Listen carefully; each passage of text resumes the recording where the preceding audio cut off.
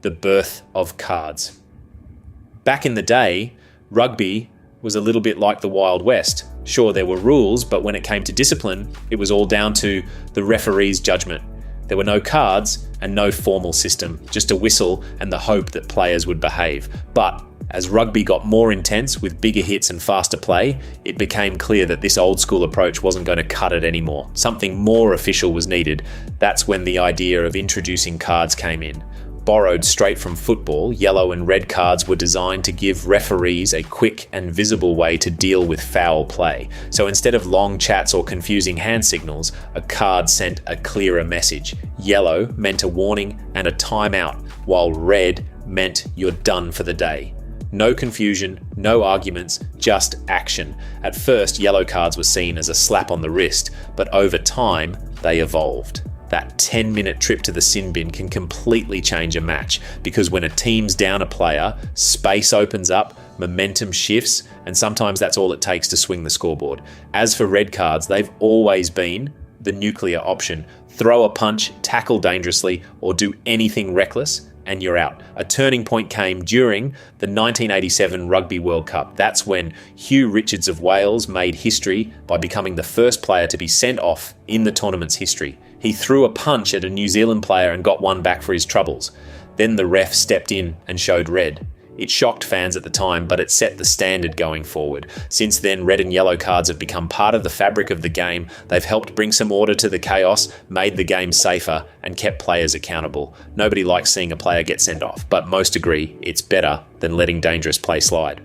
These cards may have started as a borrowed idea, but they've become one of the most important tools in modern rugby. The 20-minute red card. Let's be honest, red cards have always felt like a bit of a sledgehammer. Yes, they're necessary for serious foul play, but sometimes they've ruined entire matches for what looked more like an accident than anything malicious. High tackles and head clashes can be tricky, because if a player mistimes something by half a second, their team could be stuck playing with 14 for the rest of the game. That's a heavy price to pay for something accidental, don't you think? So in 2024, World Rugby decided to shake things up with a brand new idea, and that's the 20-minute red card. It works pretty simply. If a player gets sent off, they still leave the field immediately. But after 20 minutes, the team can bring on a replacement. It's still a punishment, but it doesn't leave the match permanently lopsided. This idea was first tested in Super Rugby and the Rugby Championship, and people noticed a difference right away. The flow of the game didn't fall apart, teams stayed competitive, and players still took discipline seriously. The punishment fit the crime, especially in cases where the foul wasn't deliberate or dangerous, just mistimed. After the 2023 World Cup final featured a very controversial red card that changed the whole dynamic of the game, calls grew louder for a more balanced solution. That's when the 20-minute red card picked up serious momentum, and by 2025, it made its way into elite competitions like the Six Nations. Sure, not everyone's on board. Some feel it softens the stance on dangerous play, and they worry it could encourage players to take more risks knowing their team won't be punished for the full match. But the majority opinion leans the other way. Most fans and coaches see it as a fair middle ground between keeping players safe and not throwing away an entire match because of a split-second collision.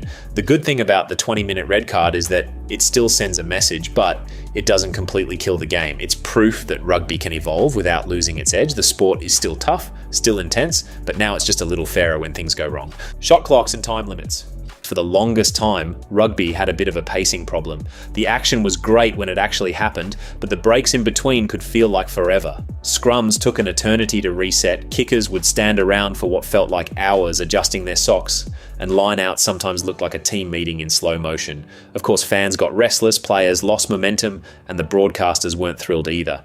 To fix that, World Rugby stepped in with a major pace boost in 2024. They rolled out official shot clocks, bringing actual countdown timers into the game. And it wasn't just some invisible ref count anymore. This was visible, public, and enforced. Conversion kickers now have just 60 seconds to get the job done instead of the old 90, while lineouts and scrums must be ready to go within 30 seconds. This one change alone gave rugby a whole new rhythm. The game flows better, and there's a lot less of that awkward dead air that used to creep in. Scrum halves now have to stay sharp and keep things ticking, while kickers can't just stand there soaking up the moment. They've got to move.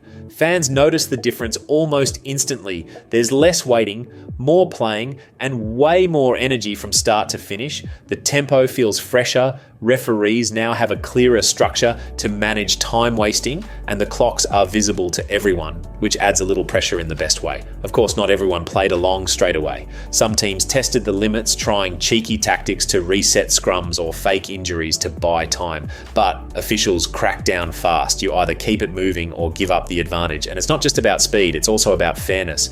Time wasting used to tilt matches, especially in the dying minutes. Now both sides know exactly how long they have, and that consistency has made the game feel more professional and balanced. Simply put, the shot clocks didn't just fix a pacing issue, they changed the whole feel of the sport.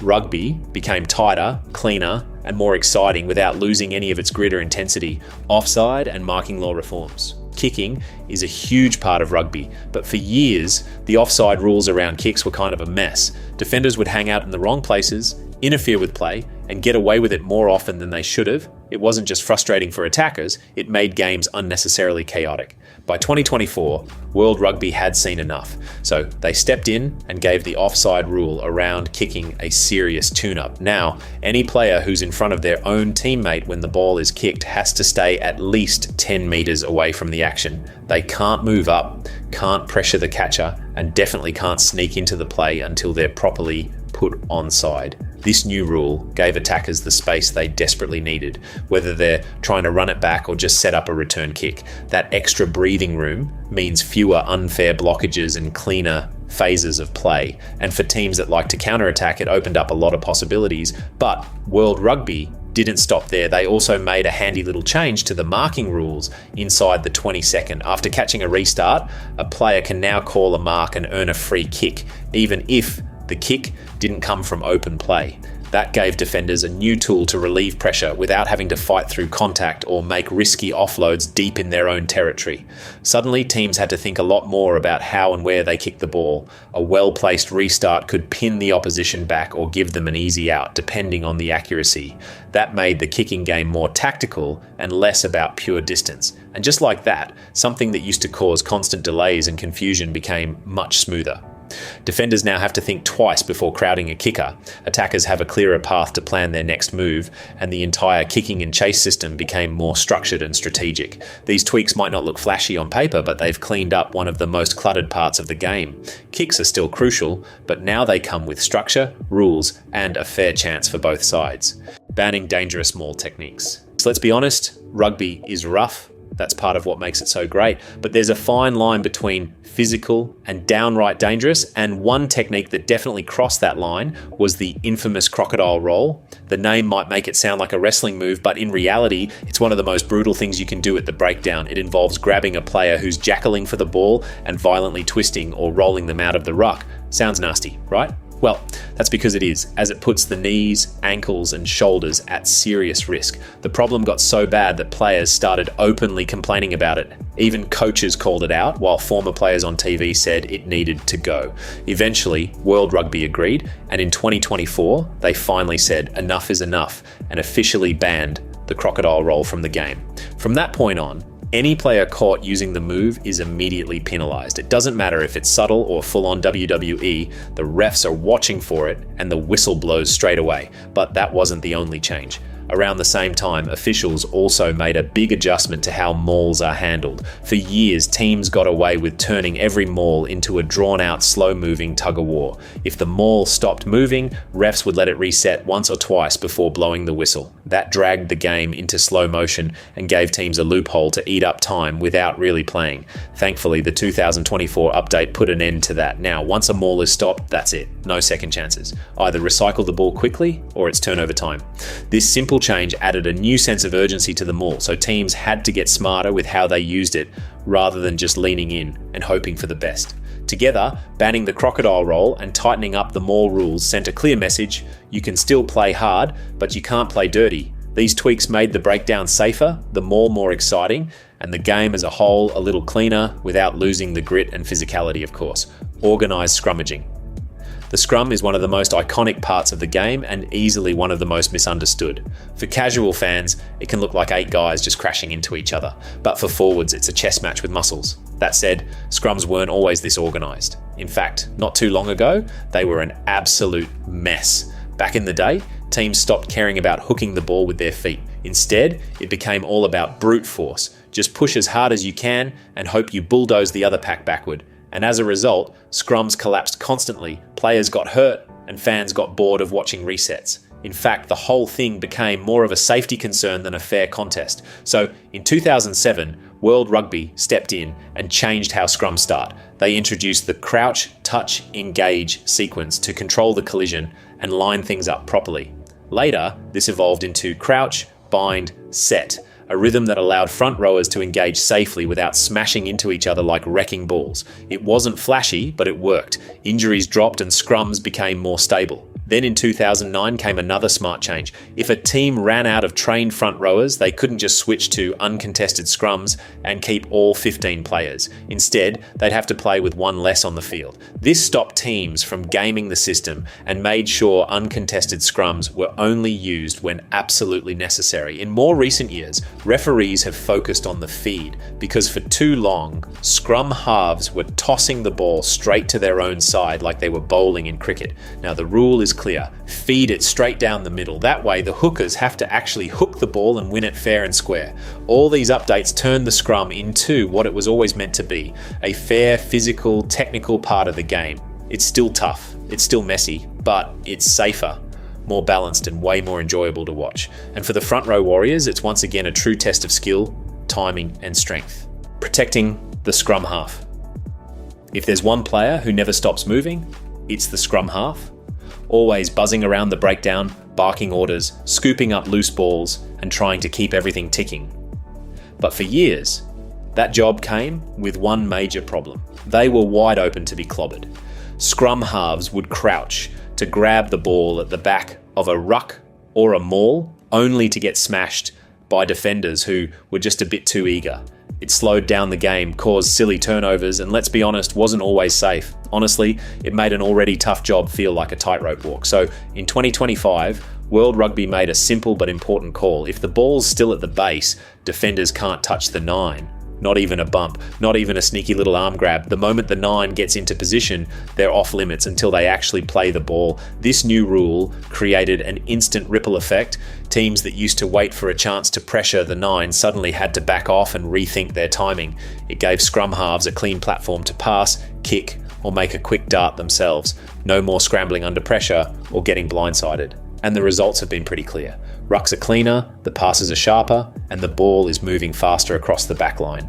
Even attacks are flowing more naturally, and there's less stop-start nonsense and more proper rugby being played. That said, you know how it goes. A few crafty teams tried to use the rule to give their 9 extra breathing room. They'd slow down the ruck just enough to milk space, but referees saw right through it. The good ones are enforcing the rule tightly, giving just enough protection to keep things fair without turning the game into a 9's playground. All in all, giving the 9 a fair shot has brought back cleaner phases, better tempo, and a more open game. That's a win for players, coaches, and fans alike. Reforming free kick options.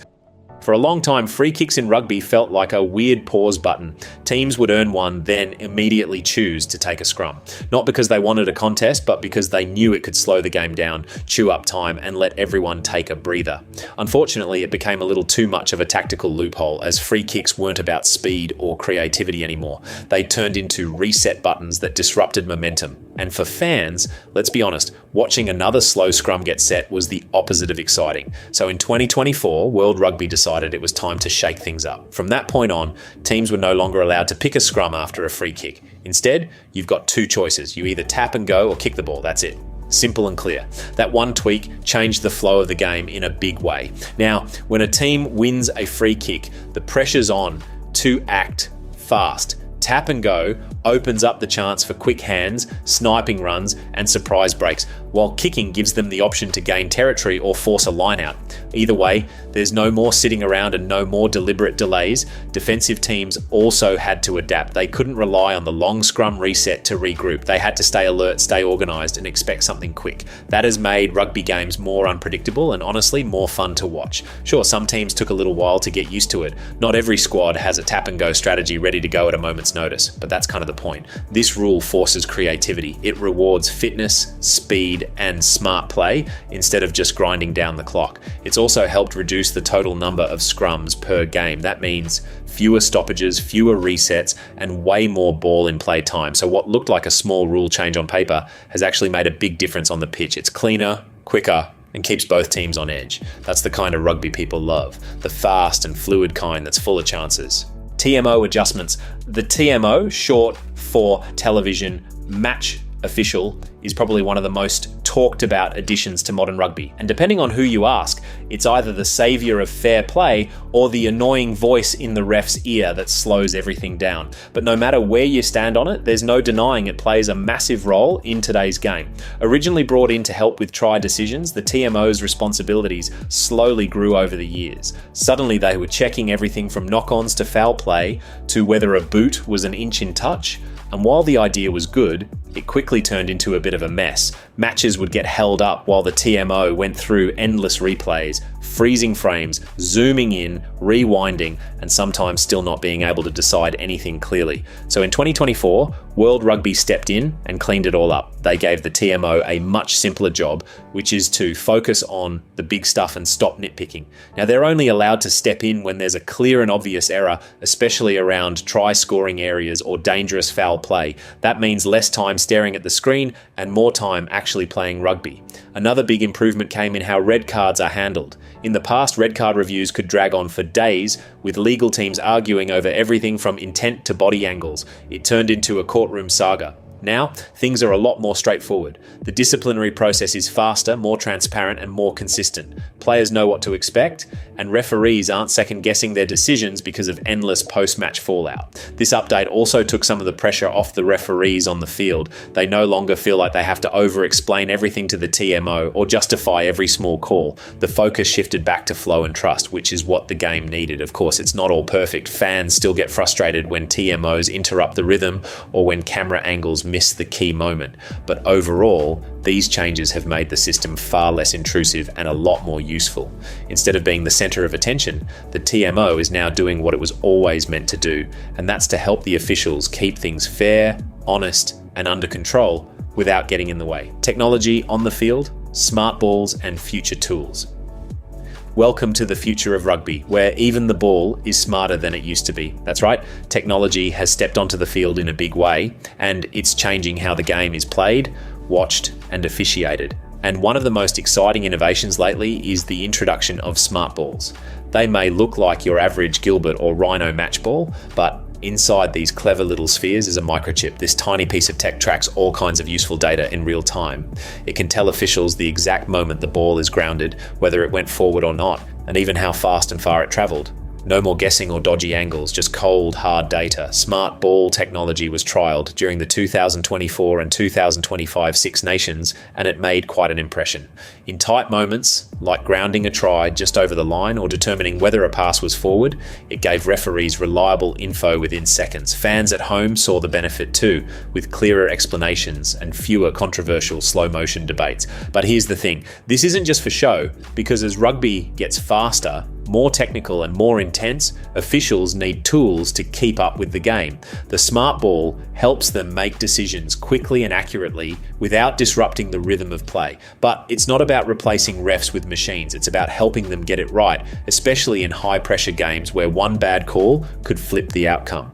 Now beyond the ball, there's more tech coming. Player tracking systems are already being tested to monitor movement, positioning, and even fatigue. Some competitions are experimenting with live feedback tools for coaches. Others are trialling referee communication systems that let viewers hear decisions more clearly and in real time. But hold on, none of this is meant to turn rugby into a video game. The physical battles, the grit, and the unpredictability are what makes the sport what it is. But with smarter tools, the game can stay true to its roots while embracing the future. So no, we're not quite in robot referee territory. But we are in an era where tech helps make the game faster, fairer, and easier to understand. And that's a win for every fan of the game, but this isn't the end, because as World Rugby continues to test new ideas, how the game is played will continue to change. Lowering the legal tackle height is one of the most talked about trials happening right now. The idea is to reduce head-on-head collisions and make the game safer, especially at the grassroots level, where players are still learning the ropes.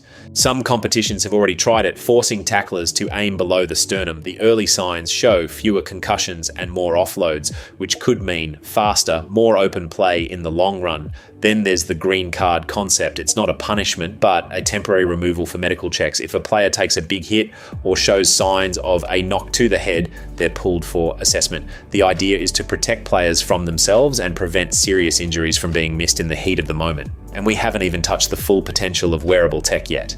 From GPS trackers to sensors that detect collisions and fatigue levels, rugby might soon reach a point where coaches, refs, and medical staff all have live data during matches. That could open up new ways to manage substitutions, monitor recovery, or spot patterns in real time. But regardless of the rule changes in future, what's clear is that rugby isn't standing still. The pace of the game is changing, and the laws are adapting to keep up. The future of rugby looks faster, smarter, and safer, but still as hard-hitting and exciting as ever.